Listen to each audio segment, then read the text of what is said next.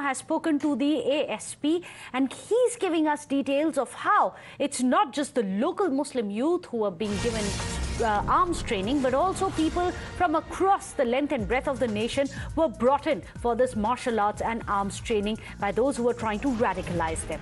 Listen in to what the police is saying.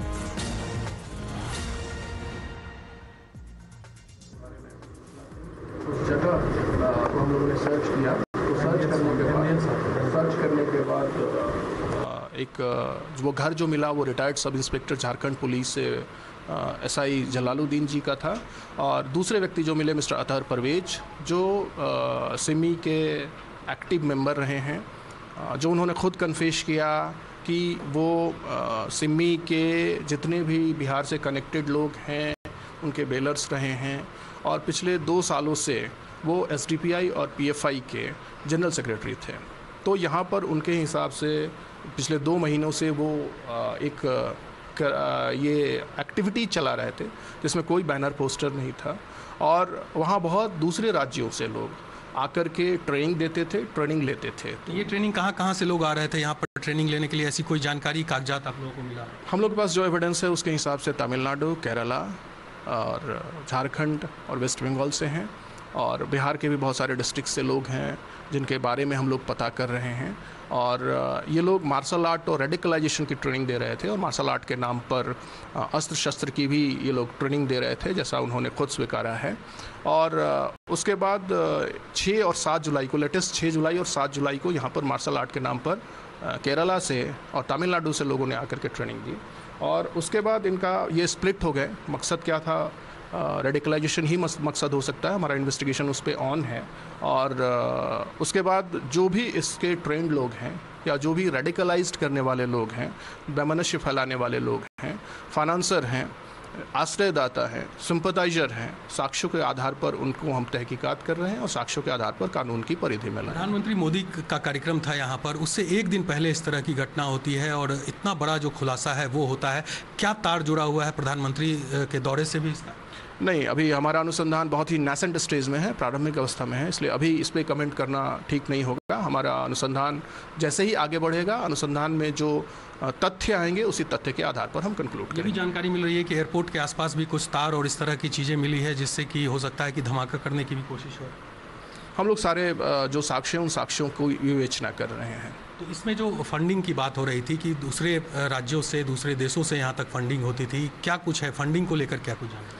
Funding में जो financial trails मिले हैं वो दूसरे राज्यों से और एक पर्टिकुलर बैंक से ही दिख रहा है, तो उस बैंक में हमारे पदाधिकारी काम कर रहे हैं, और हम लोग उस फाइनेंशियल ट्रेल का जो सोर्स पॉइंट है उस सोर्स पॉइंट तक जाएंगे, उसके बाद ही हम लोग इस पर कुछ फाइनल कमेंट करेंगे। एक जो कागजात वहाँ से मिला है कि 2047 तक भारत को इस्लामिक कंट्री बनाना है, उसको लेकर क्या कुछ है? किस तरह से आप लोग उसको पूछ चुकी, अंदर के पन्नों में किस तरह से रोड मैप है उसका, उसकी भी जानकारी है आप लोग?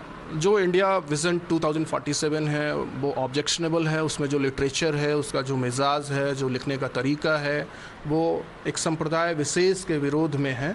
और एक भारत जैसे लोकतांत्रिक देश में इस तरह का डॉक्यूमेंट जो दूसरे समुदाय में वैमनस्य फैलाए या किसी दूसरे देश से कोई मदद मांगे किसी भी ख़राब स्थिति में, ख़राब काम के लिए, वो ठीक नहीं है, वो कानून संगत नहीं है। तो हम लोग इसको वेरीफाई कर रहे हैं। तेलंगाना में भी इसी तरह का 2047 एक विज़न डॉक्यूमेंट मिला था तेलंगाना पुलिस को, जिस पे उन्होंने केस किया है, तो वी आर डूइंग दैट। अभी तक कितनी गिरफ्तारियां हुई है इसमें? एनआईए भी इस पूरे मामले को देख रही है। कल तक 2 गिरफ्तारियां हुई थी, उसके बाद कल रात हमारी टीम्स में बहुत सर्चेज किए हैं, कुछ लोग गिरफ्तार भी हुए हैं, कुछ डिटेन भी हुए हैं। पूछताछ चल रही है, अनुसंधान चल रहा है, और हम कुछ समय के बाद ये कहने की स्थिति में रहेंगे और कितनी गिरफ्तारी बढ़ी। दूसरे राज्यों में भी टीम भेजी जा रही है आप लोगों की तरफ से? निश्चित रूप से इसका फलक ज़्यादा होगा तो हम लोग हर जगह पे जाके काम करेंगे। बिल्कुल। तो मनीष सिन्हा जी थे जिन्होंने ये बड़ी उपलब्धि हासिल की है, एक बड़ा खुलासा उन्होंने किया है कि जिस तरह से 2047 मिशन को लेकर यहाँ पर काम चल रहा था और भारत को इस्लामिक कंट्री बनाने की कोशिश जो है वो चल रही थी, उसका उद्भेदन करके एक बड़ी सफलता यहाँ पर हासिल की है। कैमरा पर्सन सौरभ के साथ Saket Kumar, times now Bharat, Patna. So let me go back across to Aditya. Aditya, what is very baffling is that all of this was happening when people were recruited. They were brought into Patna where they were being radicalized, and this is people from across different states across India. But despite that, it was only now that it was uncovered. Any kind of word which is picking up about the intel details, when was this plot being plotted and how long before the intelligence agencies found out about it and uncovered it?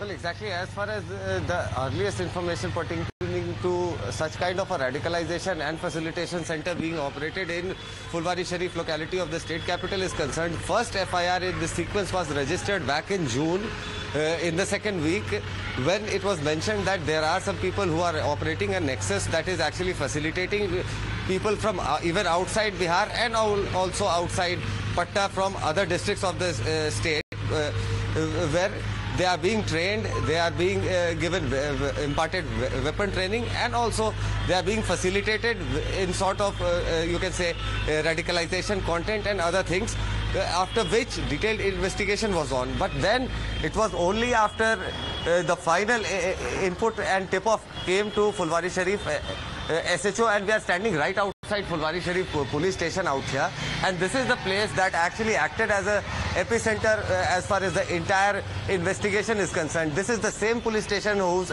SHO filed the first FIR against the NAB 2 persons, and interestingly, in the second FIR that was filed a couple of days back, when the final arrests were made, it was categorically mentioned that not less than 24 people are involved in this episode, and they have named them accused, and they are on such operations. Simultaneous search operations are being conducted inside the state and even outside it. But that being said, the agencies, they are not in a shape of actually confirming the total number of arrests as far as this case is concerned by now. But then after some hours, maybe by the evening, there will be better clarity on how many people have been arrested in this case particularly so far. Well, so far, of course, we know that Athar Parvez as well as Jalaluddin have been arrested. We'll come back and get more details of who really are these two men from Aditya. But